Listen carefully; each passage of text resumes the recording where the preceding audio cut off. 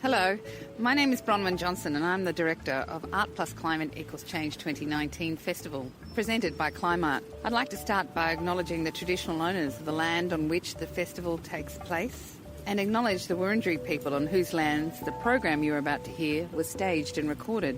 ART+CLIMATE = Change 2019 is a socially engaged festival of ideas, exhibitions and events, presenting over 30 curated exhibitions at leading museums and galleries in Melbourne and regional Victoria. The 2019 festival considers ideas and concepts around art and activism, community engagement, transition and accelerated action on climate change. In this festival, artists, curators, scientists and policy experts envisage a world where we protect and care for our Earth, from the river systems, oceans and lands to the air we breathe. As we know, actions to reduce global warming will only arise from communities based upon fairness, Indigenous knowledge, cooperation and through valuing the arts and sciences. Let's join now with the artists, curators, scientists and policy experts through this festival program, Climate Bites, at the Living Pavilion at the University of Melbourne. On this rather chilly, fresh Thursday, the 9th of May, my name's Renee Beale. I am the producer of Climate Bites, which are lunchtime info-packed discussions with experts, who I'll introduce in a moment, on topics such as food, water, fashion and nature, where hopefully you can take away practical knowledge and tips to bite back against our climate emergency. This is the first of our Climate Bites discussions, where we'll focus on water today. So Climate Bites is being held on the lands of the Wurundjeri people, and I wish to acknowledge them as the traditional owners. I would also like to pay my respects to their elders, past, present and emerging, and to extend that respect to all Indigenous people joining us today. The Wurundjeri people are the region's first scientists, patiently observing and sometimes gently shaping the ecosystem they cared for thousands of years. As a scientist who studied at this great university, I am humbled by the deep knowledge of the Wurundjeri and other Indigenous communities, and I feel incredibly grateful for their generosity in reaching out to educate and work with scientists in how to best care for country together. Now to water. So water is life. Without blue, there is no green. If water is an essential ingredient to life, why is it so political and mismanaged? Anyone? Watergate? Climate change is causing extreme weather events, with some regions experiencing severe droughts, whilst other regions damaging flash flooding. Sea levels will rise. Technologies will allow us to recycle water, and they already do, yet many of us struggle to embrace recycled water and buy bottled water over tap. Can we change perceptions around water? The agricultural industry is one of the largest users and contaminators of water. Can we grow sufficient food to feed our growing population while using less water? Can we move past thinking about water as a resource, but as an entity in itself deserving respect? New Zealand recently awarded personhood status to one of their rivers, meaning the river now has legal standing and can act as a person in a court of law. Within our increasingly urbanised lives, how can we help support the water that in turn supports us? Joining us for this illuminating discussion and to help unpack some of these questions are Dr. Anna Hurleyman and Dr. Jen Ray. So I'll just read some of their bios so that you know who you are talking to today. So Dr. Anna Hurleyman is a senior lecturer in urban planning at the University of Melbourne, exploring people's perceptions of alternative water resources and how the design of cities and their policy settings can address the risks of sea level rise and water scarcity. Dr. Jen Ray is an artist researching food security, disaster preparedness and ecological futures. She is the creative lead of Fair Share Fair and a co-founder of the Riparian Project, a public art initiative that aims to shift grazing practices in Victoria to improve river health. Before we get underway, Climactic are recording this discussion for a podcast that they're producing. Climactic tell stories of people making a difference and aim to be the people's voice on climate change, embedded in community, producing stories from the perspective of actual people. To start us off, I'll ask the first question to the panel, but then just raise your hand if you want to say something or ask a question. So we've seen recently communities re-engaging with water issues, particularly communities around the Murray-Darling River. But often water is just expected to flow from taps when we need it without much thought. So Anna, I'm wondering, you've been researching how we might go about communicating water issues in a changing climate. I'm wondering if you could just outline a couple of key take-home messages that you found through that research. Sure. Well, thank you for having me today. I guess one of the key things my co-researcher Sarah Bell from UCL in the UK and I found was that we've really looked at limited ways to communicate about water, and that we need to think more broadly about how we can communicate about water. We think very little about how even policies about our cities can communicate about water. So really, when we think about Melbourne, there are very little cues in the constructed built form that tell us that water is a scarce resource and we should use it wisely. We have these taps and pipes that deliver fresh, high-quality water at all times. If we don't think about it, we just expect that this is a limitless supply of water. We need to start to think differently and communicate in ways that our built form is shaped to give people the reality that water is a scarce resource. Something that's been concerning me most recently is that we haven't had any water restrictions in Melbourne, even though we know that we haven't been getting much rain. And I think there's much more ways that we can engage with people about the reality of water rather than rely on these highly technical supply-side solutions for water like, big pipes and dams and the desal plant.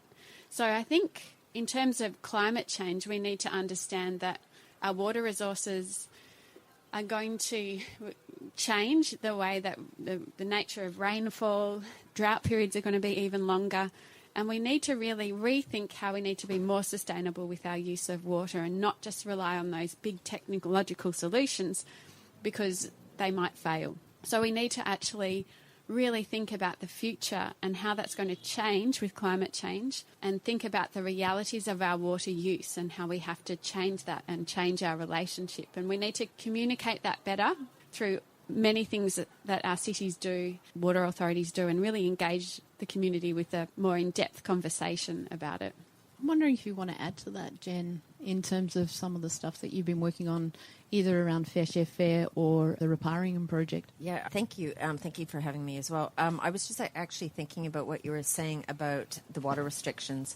When I moved to Australia in 2008, it was during the drought. I came from Canada. Canada has the largest freshwater supply in the world. And so taking a bath is a very normal thing.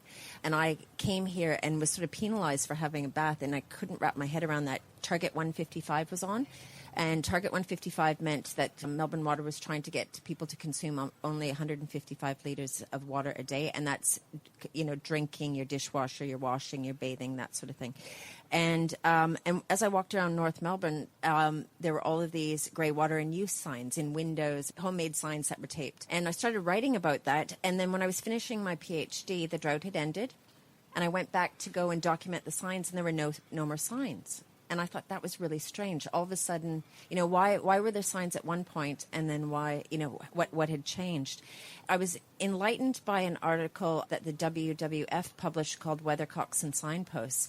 And what they did is they did some research on the side of the house people put their solar panels on. What they found is that the majority of people, when solar panels first came out, they put solar panels on the street-facing side of their house, rather than the side of the house that had the best amount of sun to capture for energy. And that really spoke to me in a lot of ways, that a lot of behavior change in our ways, in our values and so forth, are actually based on the perception of others. And so I think that plays a really important role when we start thinking about water value and our use. So. Does anyone have a question from the floor? We'll take some questions that add to that if you want. So the question, if people didn't hear, is why don't we have water restrictions? And I think that's a good question that we could perhaps ask the government.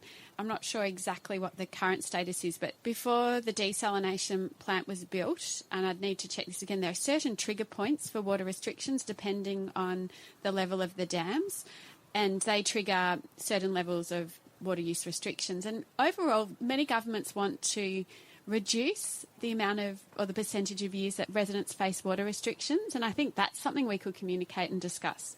I mean, do people want an unlimited water supply at all times? Or are you okay within a dry year to have to restrict your water use in some ways?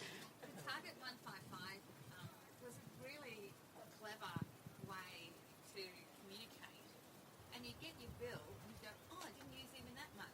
And it was, we would talk about it as a family. We often wonder why it disappeared. Is it on your bills now? No. So, yeah, well, on bills is people's use. So when you get a bill, you are told how much you're using, and there are graphs to compare your water use compared to a 1-person, 2-person, 3-person, 4-person average household. And I'm not sure if I should talk about some of these props I have with me, but I continue to conserve water and reuse water just informally in my house. I've got this bucket that I keep in the kitchen, and every time if someone doesn't drink their full glass of water, or after we've been washing veggies or whatever it is, we'll put the leftover water in this bucket, and that's enough for me to water my veggie patch or lemon tree or a particular tree that might need water every day. It's very rare that I need to additionally put water on my garden. Some work that I did with people around Australia back in 2009 was talking about how they conserved water and their opinions about water restrictions. And a lot of people really felt it was just a matter of getting used to doing things differently. Older people remembered when water situations were much worse. And I think one person even said when they collected water themselves as well, informally, and when they didn't need it in the garden, they'd tip it down and use it as a toilet flush. So I think there's so much more that we can do. But my concern with the lack of restrictions and the lack of engagement in our reality of our water situation means that we're losing our resilience over time. And when climate change really bites and those highly technological solutions do fail, will we be resilient enough? Will we understand these behaviours and have them as our norms to be able to cope with this changing situation? And that's my concern. I don't want us to lose that resilience and that understanding of the true nature of water and how we have to use it as a resource that's scarce, and the environment needs it too, not just us as humans. I just also want to come back to this thing about the bills. What if that, the Target 155 came back on, but you actually were compared to your neighbours? Like it actually had the amount of water being consumed by your neighbours, right? If, that might actually be a way to where possibly pride and shame can come into the equation. In the research that we've done, people are quite influenced by their family than their immediate community, and the further away the community gets, the less, it's even with recycled water, people are more willing to reuse their own water than their community, and their willingness to use that decreases the more removed the community becomes. I want to pick up on what you said earlier. So in case people couldn't hear it on the recording, there was discussion about how we communicate water restrictions, and by restricting that we communicate something about the value of the resource. And I think that is important too. The other interesting thing is recycled water and its perceived and real value. Now, when we recycle water, it costs a lot of money for the chemicals and the nutrients, especially in an urban setting. All our legal requirements are that we need to treat it to a really high quality, even if we're just using it on the garden. So that costs a lot of money, and it also uses a lot of energy, which equals money to pump to where it's needed. But people's willingness to pay for recycled water is usually not very high. So we also have a perception problem in comparison to the price it is, which is often more expensive than fresh water.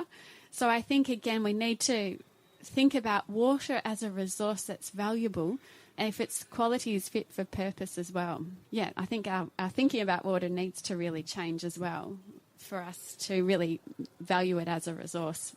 Okay, so the question was about whether I feel there's stigma about recycled water. I have with me in my hand a bottle of water that used to come from a sewage treatment plant, which has now been treated to a very high standard in Singapore, suitable for drinking. If you want to try it, I can give you a taste of it. I've drunk it before. In Singapore, they treat their wastewater till it's of drinking quality, and you can go to the recycled water treatment plant and have a tour, and you can take as many bottles as you want to. And I brought some back to Australia, and it's very high quality water. They put it in their supply. At the moment, I think it's about 4% of their drinking water supply. But Singapore are a very small nation, and there's very limited room for catchments, and they used to get a lot of their water from Malaysia, and that agreement is coming to an end, so they need to really think about their water source. But that project's going well, and it's because of the really good communication that the government have had. The community are accepting of that source of water, and we've got a lot to learn from that, I think. So traditionally, we take water from a river, we use it a bit downstream. That's where we put our sewage. In many situations, it's not treated well. Next town along takes water from the river, treats it a little bit, uses it. We are all drinking recycled water anyway. All water is recycled. So with the case of recycled water, technology is speeding up that process. And that's where some people have a problem. It's trusting technology versus trusting the process of nature. Now, people's attitudes to using recycled water in many cases are a barrier to it being a source of drinking water, and that's why we have a lot to do in the communication realm about trying to communicate recycled water's potential for drinking use. Previously, engineers would just decide something would happen, they'd announce it and defend it. There's that DAD approach, decide, announce, defend. We are now realising that a number of projects around the world have failed because of that approach, and a better communication strategy is needed in the context of the water situation that particular town is facing. And Toowoomba in Queensland is a good example of that. I know of a project that's happening at the University of Melbourne right away with the Science Gallery for their disposable program. And there will be an artist working with the Science Gallery converting urine. People can donate their urine. And at the end, it goes through this cycle and it becomes drinkable water. So that's happening in August. So, I'm sure there's some interesting sort of follow-up there as well. It was mentioned that I do work with the Riparian Project. Does everybody know what a riparian zone is? No? So a riparian zone is the beds and banks of rivers. So in Australia, 128,000 kilometres of rivers and waterways are exposed to livestock grazing, so free grazing. So there is an English common law that allows anyone whose land is adjacent to a water source to be able to use that water for free and reasonable use. Now that term reasonable is actually the issue here. So 128,000 kilometres is the equivalent of flying from Auckland all the way to the Netherlands and back. So unrestricted livestock grazing is the biggest barrier to cleaning up rivers in Australia. It exposes rivers to all sorts of contaminants, breaks down some of the biodiversity. It leaves the rivers open to exposure, and also, relates to drought amongst a whole other list of things. It also is this livestock also drinks from these rivers. I was kayaking one time on the Loddon River, and there was a Boy Scouts camp that they were all learning their swimming skills, and we continued down the river, and there were livestock in the river. Right? So these livestock, they're drinking this water. It's some of the reasons why they're on some of the antibiotics and so forth that they're on, and then that goes back into the river. So one of the biggest barriers that we can sort of, address is actually changing that English common law. And I've presented on the Riparian Project in China, in New Zealand, in Canada, and that, not in China, this law isn't in China as far as I know, but everyone has the same issue.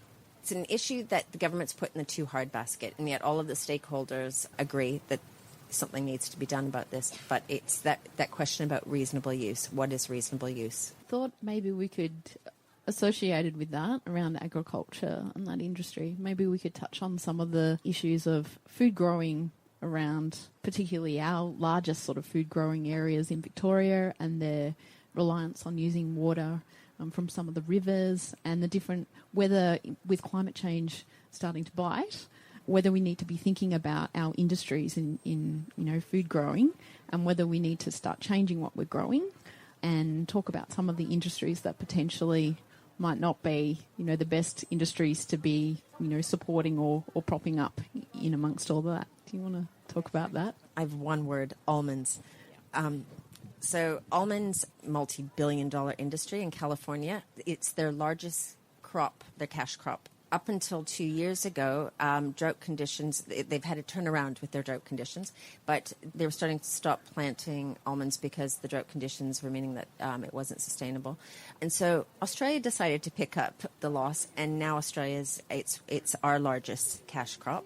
It's an extremely water-intensive process, and you would think that we would learn from California, but, almonds... your almond latte, and I mean, I'm complicit in that as well. Almonds are a major issue, and from a food perspective, the majority of the foods that are grown in Australia are non-Indigenous to the soil. We're talking like in the 80s and 90%. So a lot of the crops that we're growing and the things that we're eating aren't healthy, and it's so great to be amongst the Living Pavilion here, where we're actually seeing Indigenous plants, that have adapted to the conditions and the soil, for centuries. So really looking at the origins of where our food comes from is a start, and just seeing, once you start growing food, you start to understand, what needs a lot of water and the sources of water that you use, whether it is grey water. Because like in our garden, we have different compost piles, and we have different water that goes into different plants and so forth. So because, you can't use some water on, the food that you're going to eat and so forth. But once you're growing food, then you start to have a greater understanding of what water you should be using. From my understanding, the alternative sources of dairy drinks is a big issue, because if you're not going to drink milk from a dairy source, then soy, rice particularly needs a lot of water to grow, and then you've got almonds needing a lot of water to grow. So it's really hard to make a good decision from a climate perspective and from a water perspective in terms of alternative milk products. And isn't it that these are kind of fads that our society goes through? So possibly it's a fad, and then there's a lot of remediation of the land. There's so many problems with sort of fad foods for farmers, for markets, for the environment. Yeah, it's quite interesting. Yeah. Coffee, that's not an option. No, black coffee. Black coffee. That's pretty hardcore. Yeah. Diversity in food sources is good. With climate change, we don't know what bugs might kill off certain plants. So I think diversity overall is good. But I want to just put in this conversation the fact that Australians have a very good quality of life, and we have very high greenhouse gas emissions. And there are many people in developing countries who do not have the same comforts as we do or standards of living.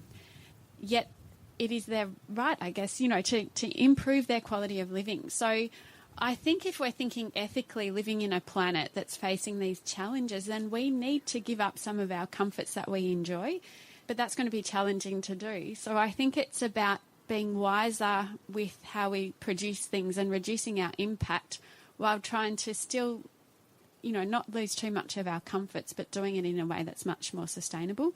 I think we need to put that in perspective, and I think we do have a responsibility as good citizens to try and really reduce our impact. I think a starting point is to look at the word sustainability and think of it as a toxic word. That's about keeping the status quo. If we project ourselves to, 11 and a half years into the future and work our way back, I think using the metaphor of a weed, thinking about how, from a bioremediation sort of sense, that weeds pull out, toxins from the soil and so forth.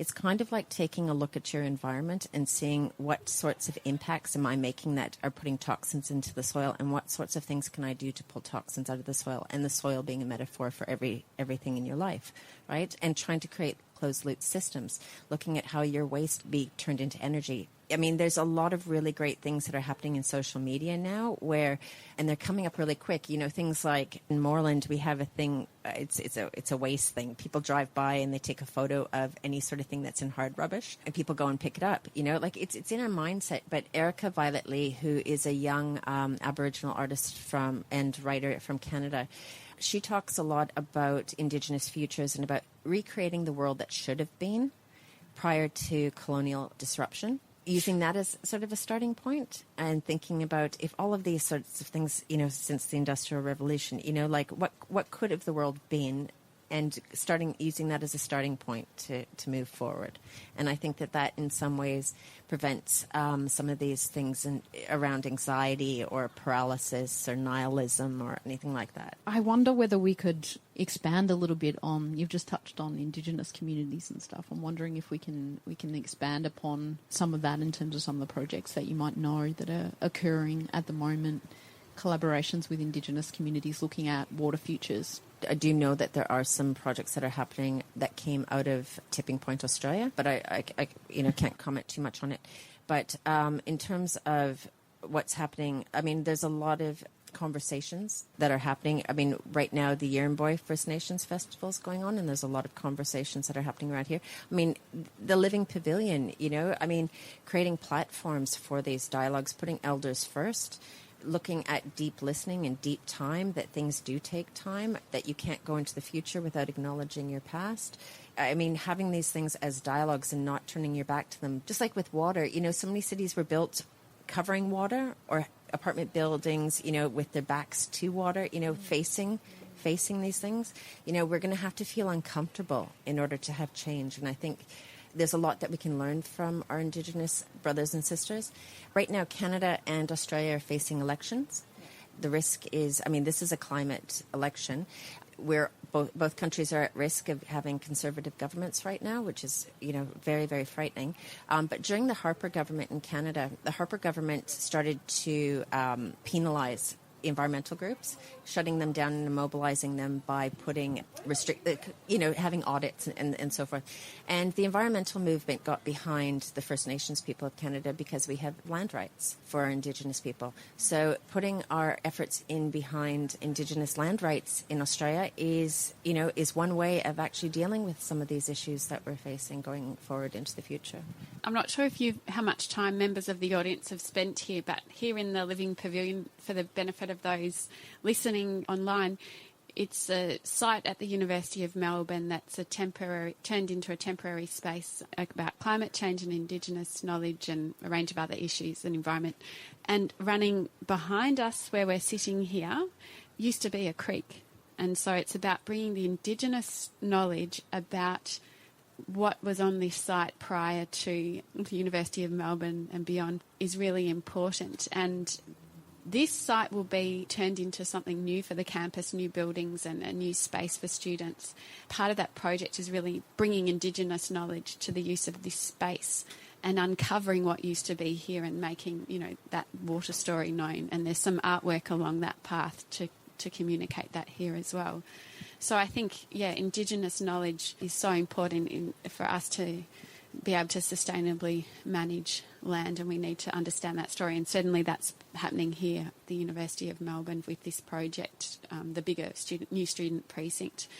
Just to also touch on what people said before about should all this change happen at government or grassroots level, and I think it's both. And I'm not sure who has this saying, and it might have been so long ago that no one really knows who started it, but the saying of be the change you want to see. And for me, I try to do as much as I can, as much as possible, cycle and do things within my local community that not many people do, but I think it's important to do that and for people to see how you're commuting, how you're using your resources and what you're doing, and communicate that to them. And hopefully people will see how easy it is and what the benefits are, and make some small changes too. But the reality is sometimes life is challenging and we can't always, be perfectly what you were mentioning earlier. You can't set yourself up too much to be too stressful and virtuous. So I think it's a bit of both, and I think government definitely has a role to play in changing, definitely a combination of both. So we're talking about sharing Indigenous knowledge, but there's also international knowledge as well around water practices, and we've kind of touched on a bit of that from the Singapore example. We don't seem to be having that dialogue, though, about sharing knowledge with other countries. I'm wondering, obviously you've done some international research as well. I'm wondering, are there really simple things that other countries have thought to do that we just haven't thought to do here, but we could definitely do? Well, I think a lot about cities because part of my work is about urban planning, and I think, so much of it is about our urban form as well and the nature of the plants we're planting in our urban spaces. And now, as we talked about earlier, the 155 campaign, in Melbourne, we used to consume like 500 or 600 litres per person per day. So we've made huge inroads into reducing our water use. And part of that is urban form. Part of that is the fact that a lot of people don't have big gardens anymore in their backyards. Part of it's because people that do are planting different kinds of plants. And part of it is the messages that we've had in the campaigns to reduce water use. So we have had some success, but what we tend to see in Melbourne is every time there's a drought, with water use restrictions, our consumption decreases. Once water use restrictions are lifted, consumption goes up again. So there's this relationship between drought and people's engagement with reducing water use. So there are things we've learnt from the urban form of different countries. There's also things we've learnt about recycling water, and you can see this purple pipe. In some subdivisions in Australia and other parts of the world, they deliver recycled water that's not of drinking water quality, but can be used on gardens and to flush toilets. So there are examples from around the world. Some of these Australia is leading to try and rethink the way we're using water. I think we've all got a lot to learn and, definitely lots we can do, but lots of different things going on in different countries about even putting recycled water back under the ground in aquifers to draw upon later for reuse. Some of these have big environmental impacts, so I think we need to think carefully about the benefits and the impacts of each option. And often, in my opinion, what it comes down to is really using the water resource wisely, and hopefully you won't need other options because you've conserved so much, because every other option has potential impacts. I have a question about embedded water. Do you have any insights into, how embedded water around food and so forth, how that's changing as water becomes more scarce internationally? Also known as embodied water? Yeah. So I think overall we have seen improvements in efficiency of water use in agriculture in some locations, particularly led by countries that are water scarce like Israel. Israel, it's my understanding, decades ago they were really leading the way with drip irrigation of certain crops, and later I think it was in more the citrus growing areas of Australia were one of the first areas to take up drip irrigation. I might be wrong in that. So there have been some efficiencies in certain parts of the world for water use of certain crops, even in terms of how that water is delivered to farms. For example, a lot of bulk delivery of water is in open channels, which high evaporation occurs. So there have been some improvements made to the efficiency of the delivery of water for crops. And in some areas, because the water situation is so bad, they've had to revert to rain-fed, just waiting for the rain to come, which then can impact the crop yields and crop outcomes. So, there have been some improvements made with technology of water and the crop sort of technologies too, but it's still probably much more that we can do. I'm really fascinated by that idea of embodied water and having that as something available to the consumer on packaging, that sense of information on what you are buying. Is that, logistically, from both your perspectives, is that possible to start to estimate? And do you think it would be useful for consumers? Oh, we can definitely estimate it, and people have, and you can even just get rough information, not by a certain product label, but by products. You can get rice is a really highly intensive crop, water-intensive crop, and we export a lot to Asia. So particularly during the Millennium Drought, which was a sort of a decade-long drought in southeastern Australia that sort of finished about 9 years ago, there was a lot of talk and a lot of information discussed about that embodied water and the products that we were sort of exporting and importing. And even globally, it's discussed a lot in terms of water and food security, and globally where all water's moving in terms of food products. So a lot of people are discussing that and talking about that, and there's definitely information on the internet if you're wanting to see. Cotton is also another big one, and we wear a lot of cotton. A lot of environmental issues, water, energy, it's in every decision we make. I did want to get on to the curly question of sea level rises. I know no one really wants to talk about this, but it's a bit concerning considering we're probably going to face some of it I wonder, because I live near a coastal community, so obviously it's a a personal question as well in terms of planning for things and where we're kind of at with that issue. I can't specifically comment on what we'll be facing around sea level rise in Melbourne, but what I can tell you is that there's certain factors in terms of the perfect storm. I do a lot of work in North Melbourne. We're doing a 5-year project called Refuge, and we do disaster preparedness activities. We look at the role of the arts in disaster preparedness, and we did a flood scenario. And in that flood scenario, we looked at North Melbourne, and if we have a certain number of days of rain, right, we have a tidal flow and so forth, that's a natural flood zone. There's 30,000 people that are being slotted to move into the Arden Street area. When we look at climate change and so forth, we're not looking at one freak weather event. We're starting to look at cumulative impacts, and also that communities aren't necessarily going to bounce back. So I was actually thinking about what Bronwyn had said about share waste. Right, we have a community market garden up in Faulkner, and we use alternative economies around how we distribute the food. And one of the things that people do is they actually can bring their food waste to us and actually take vegetables in exchange. Right, we have little rules around that you should never be able to look at your soil. Always protect your soil, and so that's putting mulch on it and so forth, and that actually helps to keep water in the soil.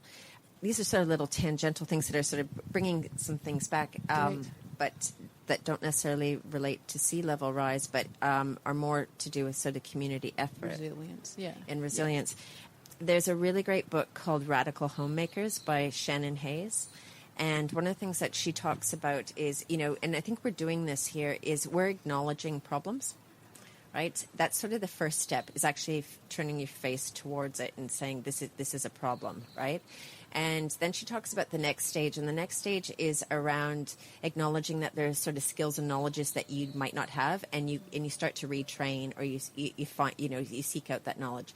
And what often happens, and the majority do, is they stop there. That's also a survivalist sort of way of like collecting your bounty. The third stage that she really promotes is about reconnecting and actually doing an audit of yourself and looking at what are the skills and knowledges that I have that can actually contribute to the whole. So I use the metaphor, and we do this actually up at the Market Garden, is around community passata making. I don't come from a gardening background. My family never cooked at home. We always ate out. So I feel like I've been learning a lot of skills that I should have learned at a young age. But, we know the neighbor who has the best passata recipe. We know somebody who knows how to grow the tomatoes. We have people who can chip in money and buy the equipment. And then every year what we do is 27 of us get together and we make passata together. And this year we made 120 liters of passata, right? So that's a really good metaphor. Everybody, knows something. You have a role and you have a function and you have skills and you have knowledges. And if we think from sort of an altruistic sort of way of facing an uncertain future, if we bring those together, that's a way in which we can actually be more community resilient. I was recently at a forum with about 200 people. And the facilitator asked the audience, how many people in the audience know more than 200 people in your community? And there were only 1 or 2 people that put their hand up. Okay, so 200 people. And she went, 200, 100, 50, 20. And when she said 5, how many people know 5 people in their community member? The majority of the people put their hands up. That's a really frightening thing. We know that in disasters heighten disadvantage. And those, you might be sort of privileged now in terms of having food at your disposal in your refrigerator and so forth. But in a disaster, most cities only have 3 days worth of food available. You might actually want to know your neighbor who knows how to grow veggies and so forth. These are the communities thinking that 11 and a half years into the future, what do I need to know? Fair Share Fair, we have a question. What do you know that you don't know that you know that we all might need to know in a disaster? That's actually that's doing an audit. That's actually looking at who are the knowledge keepers. And I mean, Indigenous knowledge keepers, the elders, these skills and knowledges that are at the precipice of being lost. What are they, and how do we, as a translator generation, how do we translate that to our younger generations, those that are going to need to know that knowledge? Excellent. On that, I might close, considering it's 2:00 now. Please thank the panel Anna and Jen. And also thank you to you for asking such wonderful questions and creating such an enriching discussion today. Thank you very much.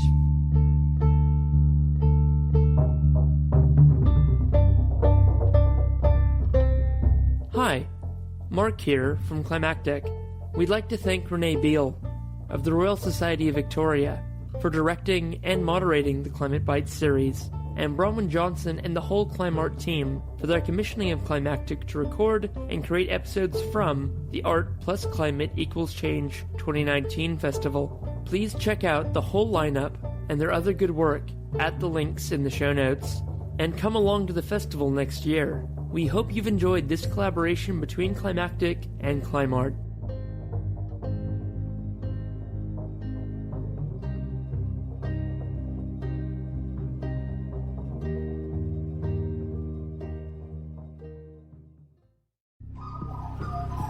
The Climactic Collective.